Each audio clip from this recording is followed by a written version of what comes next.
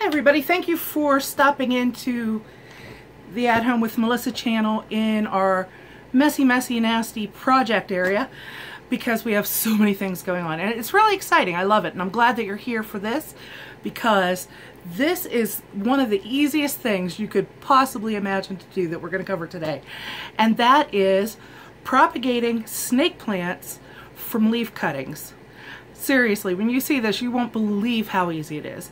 Now, before we get started, I want to give a couple of little facts about the snake plant, which regular viewers have already heard, but you know, for those who are just new to the channel, I want to just state a couple of things first of all about this plant because I think it's wonderful. I absolutely love snake plants. I think they're pretty. I mean, look at that. Look at the form on that and the color. And I like these rich, a lot of people like the variegated, which are the ones with the little stripe along the side that, you know, at the edges of the leaves that you can get. I like these ones here that are just like a solid color or just have a little bit of tiger print looking thing going on. I love these. I love the snake plant. And the thing is, they can make a great architectural statement as well because while these are small, I have seen them taller than myself. Yeah, and when they get that big, wow. That's something beautiful. And they can take a lot of punishment. I mean, these, for example, for several months were pretty well ignored. I hate to say it, but they were. They weren't watered like they should be, maybe over the course of 3 months. This one was watered, say, twice, and this one once, or 3 times max, something like that. They really were ignored. And they're still okay. Now this one here is a little bit worse for wear, but that actually isn't because of the water situation. I'm going to tell you about that here in a minute because that's something that I want to show you. These two plants illustrate a point really nicely. They're also very strong. If they need transplanted, there aren't too many pots that can hold them. They'll bust the pot because they're that strong at the roots. And they do really well in low light conditions, which makes them an extremely popular houseplant. Furthermore, asthma support type foundations and NASA, yes, NASA suggests that you keep these plants around because they're really good at filtering toxins out of your air. You know, this is anything from, say, excess CO2 to chemical pollutants. Now, obviously, they're not going to take things out of your air like pet dander or dust, but these gaseous pollutants and contaminants in your air, these things help filter that and do a really good job of it. So they're really good and healthy to have around your house in addition to being beautiful. And so I want, because of some of the projects that we're starting here, I want to have a lot of them. Now you can pay a good deal of money if you buy plants, and you know, if you watch this channel a lot, you know that I like propagating my own. You can propagate your own plants for free or nearly free, whereas if you go out and you buy them, you're going to pay a lot of money for each plant. So we're going to propagate these using leaf cuttings. Now, I mentioned how these do really well in low light conditions, and so I want to show you something really interesting. Now you can see these two, the difference between them. This one here. Oh, Randy, are you okay? Hold on. Cat falling. Randy, are you all right? Yeah, there we go. Yeah, such a baby. Sorry. Randy was climbing the herb shelves and he kind of missed there for a second and almost fell, so I had to go catch him. Hi, Randy. Yeah. He's my special needs baby and he just climbed the whole way up to the rafters. What a good baby. Hi, Randy. Anyway, he's had a really good day today. Usually he just stays on the kitchen table and never leaves it, but today he's been on the table and off. He's climbed the shelves. He's been really alert. Yes, you have. Hi, sweetheart.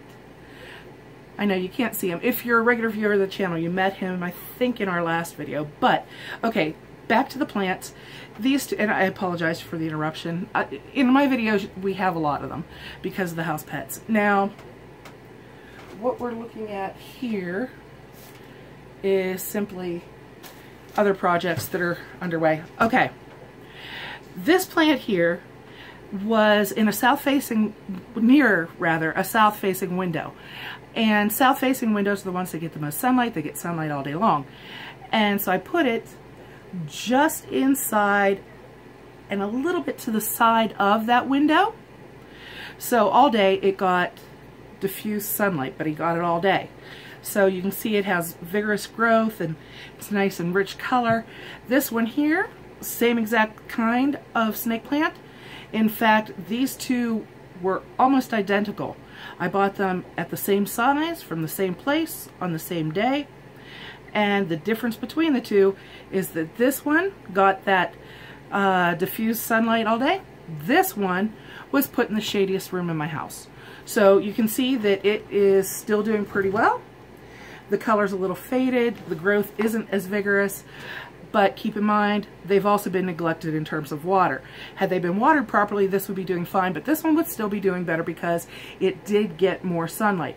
Now, thinking that more is better isn't the way to go, however. What you generally find with low light plants is that if you put them in direct, intense sunlight, quite frequently those low light plants won't like it and they'll fry. So if you have a snake plant and you try to put it in really bright, intense light and it doesn't seem to be doing well, move it someplace where it doesn't get such intense lighting and you might fare a little bit better. Now, this plant, because I think this particular specimen is really pretty, I'm not going to cut apart.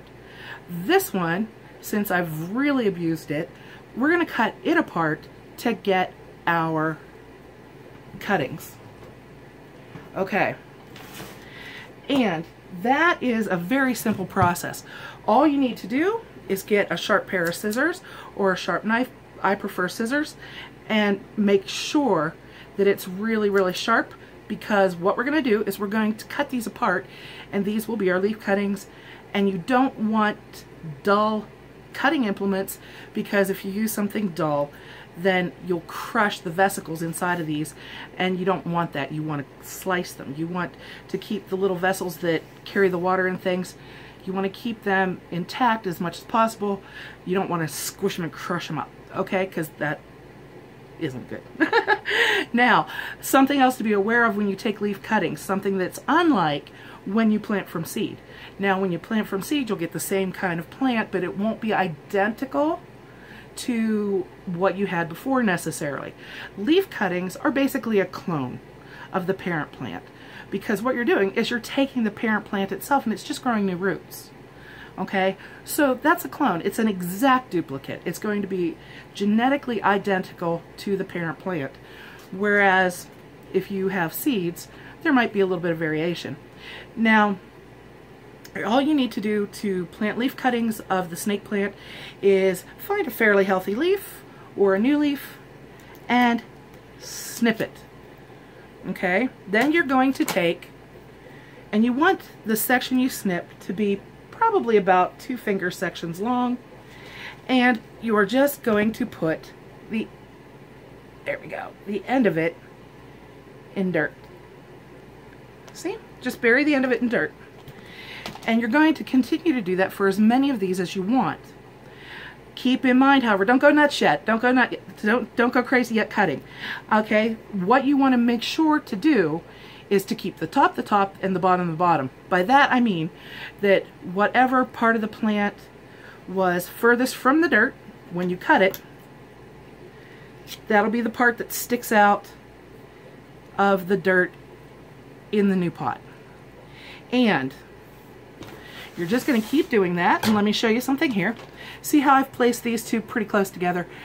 You only need a little bit of space between each of your cuttings, and I'm going to fill this entire thing with cuttings to grow that many new plants. Now, they need just a little bit of space to grow. They just need the end of it to be down in the dirt. There we go. And what will happen is along that cut edge at the bottom, it'll grow little hair-like roots. So what I like to do is like wait about 3 weeks and then gently pull one out, see if they're growing the roots yet.